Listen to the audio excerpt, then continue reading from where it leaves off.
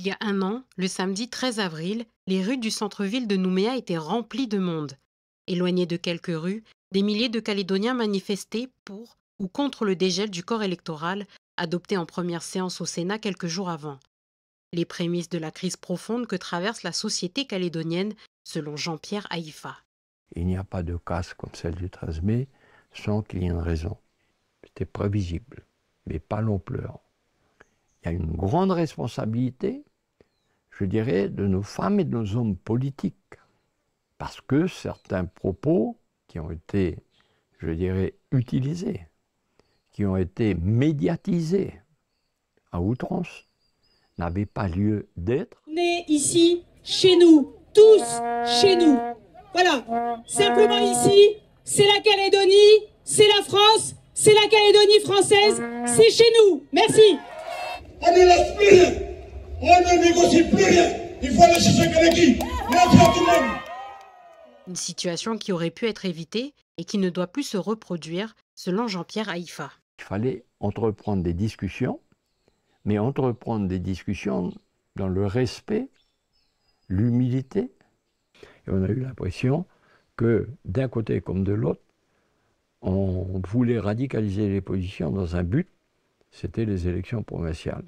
Parce que dans ce pays, ça fait des décennies qu'on va au vote pour ou contre l'indépendance.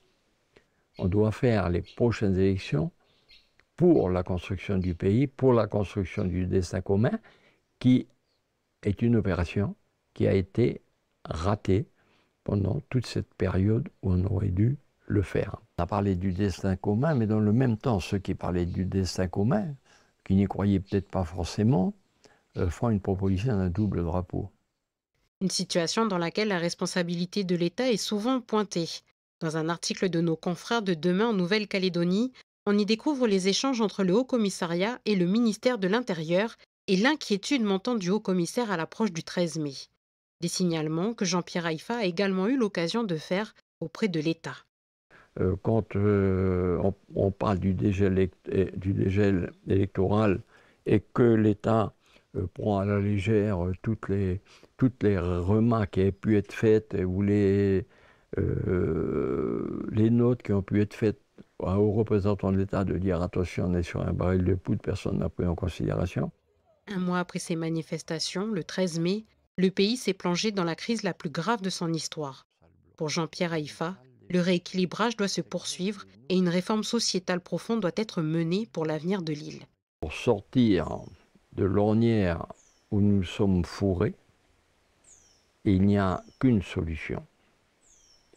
C'est d'être capable de se regarder en face, d'être capable de se respecter en toute humilité, ne pas oublier non plus la parole de ceux qui ont signé les accords de Matignon, mais surtout ne pas oublier ceux qui sont morts pour la paix. Un an après, l'avenir institutionnel de la Nouvelle-Calédonie est toujours incertain, tout comme ses perspectives économiques et sociétales.